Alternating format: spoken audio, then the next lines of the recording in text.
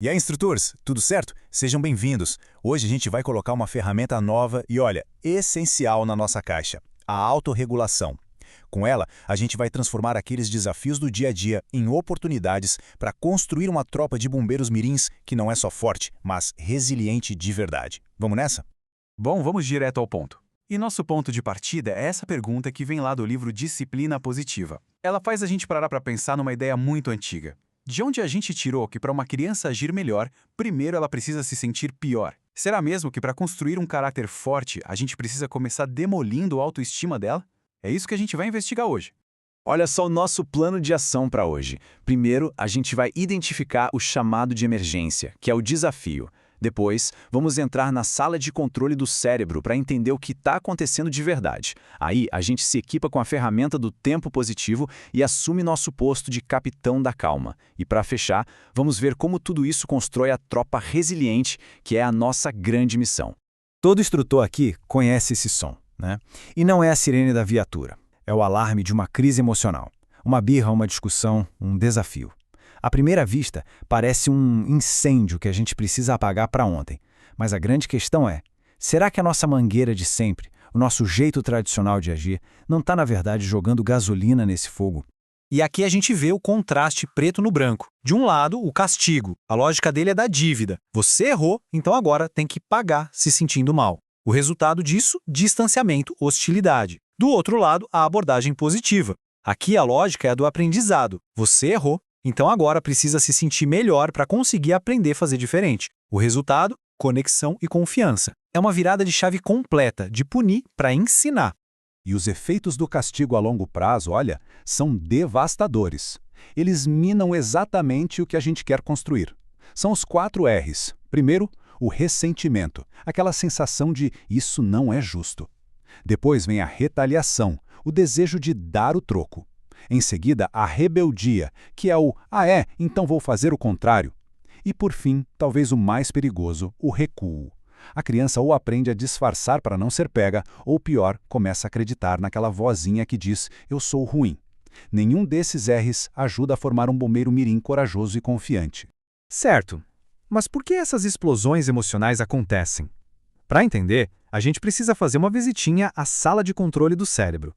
É lá que as decisões são tomadas, e numa criança essa sala ainda está literalmente em obras.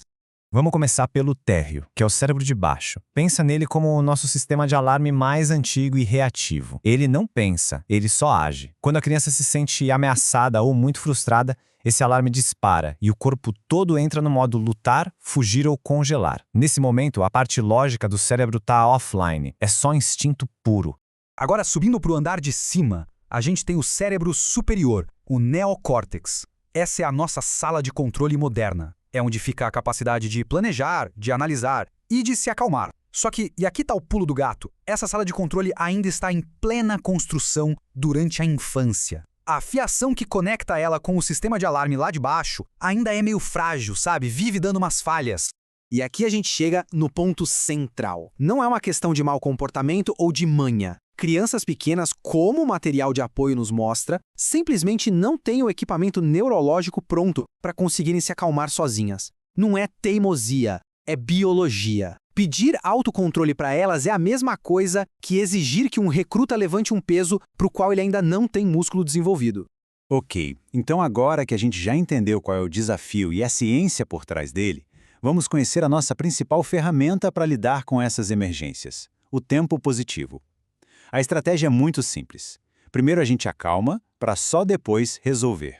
E a primeira coisa que a gente precisa entender é, tempo positivo não é o cantinho do castigo. São coisas opostas. O castigo isola para punir. O tempo positivo é um espaço seguro, um refúgio que a gente cria junto com a criança para ajudar ela a se sentir melhor e só aí aprender a se regular. A meta é treinar, não punir. E a aplicação disso é um processo de 4 passos. Primeiro, treinar. Converse sobre a ideia no momento tranquilo, nunca no calor da batalha. Segundo passo, criar. Monte esse espaço junto com a criança. Deixa ela escolher o que a acalma. Terceiro, convidar. No meio da tempestade, a gente não manda, a gente pergunta. Aquele nosso cantinho da calma te ajudaria agora? E o passo final, resolver. A conversa sobre o problema só acontece depois que todo mundo estiver calmo e com a sala de controle funcionando de novo. E isso nos leva a uma das ideias mais poderosas de todas. Não adianta ter a melhor ferramenta se o operador não estiver preparado, certo? Agora o foco muda para a gente, os instrutores. É sobre a gente se tornar o capitão da calma bem no meio da tempestade emocional. O nome técnico para isso é corregulação, mas a ideia é bem simples e muito forte.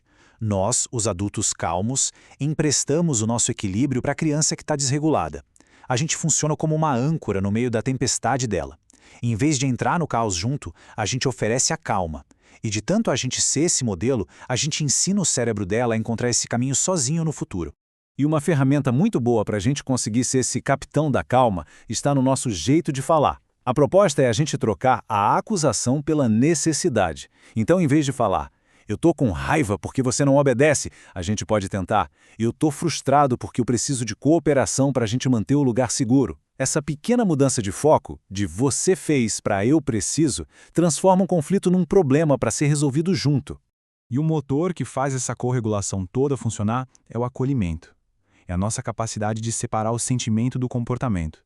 Dizer, eu tô vendo que você está muito frustrado agora, não é a mesma coisa que dizer tudo bem você chutar a cadeira. A gente valida a emoção, que é sempre legítima, e ao mesmo tempo mantém o limite no comportamento.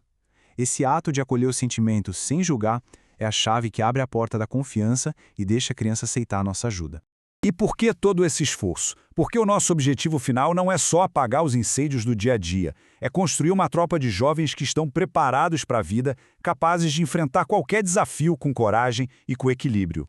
E o retorno desse investimento a gente mede no longo prazo. Não é só um comportamento melhor hoje. A gente está desenvolvendo os pilares do caráter, inteligência emocional, para eles saberem o que estão sentindo, resiliência, para eles se levantarem depois de cada queda, e cooperação, que é a habilidade mais fundamental para qualquer equipe, principalmente para uma de bombeiros.